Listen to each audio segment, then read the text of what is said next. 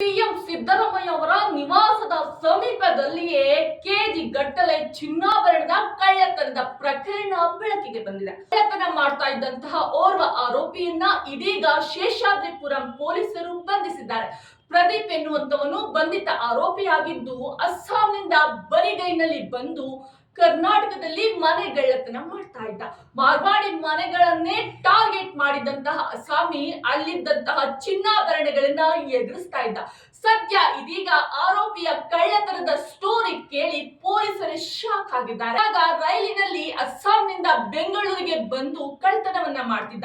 ಇತ್ತೀಚೆಗೆ ಕಳ್ಳತನ ಮಾಡಲೇಬೇಕು ಅಂತ ನಿರ್ಧರಿಸಿ ಮೆಜೆಸ್ಟಿಕ್ ನ ಲಾಡ್ಜ್ ನಲ್ಲೇ ವಾಸ್ತವವನ್ನು ಕೂಡ ಹೂಡಿದ್ದ. ಹಗಲೊತ್ತಲ್ಲಿ ಮಾರ್ವಾಡಿಗಳ ಮನೆಗಳನ್ನ ರೌಂಡ್ ಆಗಿ ರಾತ್ರಿ ವೇಳೆ ಕನ್ನ ಹಾಕ್ತಾ ಇದ್ದ. ಮೊನ್ನೆ ಸಿಎಂ ಮನೆಯ ಪಕ್ಕದಲ್ಲಿದ್ದಂತಹ ಶೇಷಾದ್ರಿಪುರಂ ಠಾಣಾ ವ್ಯಾಪ್ತಿಯ ಮಾರ್ವಾಡಿಯೊಬ್ಬರ ಮನೆಯ ಕಿಟಕಿಯಿಂದ ಎಂಟ್ರಿ ಕೊಟ್ಟು 2.1 ಕೆಜಿ ಚಿನ್ನಾಭರಣವನ್ನ ಎದುರಿಸಿದ್ದಾನೆ. ಇದೀಗ ಆರೋಪಿ ಪೊಲೀಸರ ಅತಿಥಿಯಾಗಿದ್ದಾನೆ.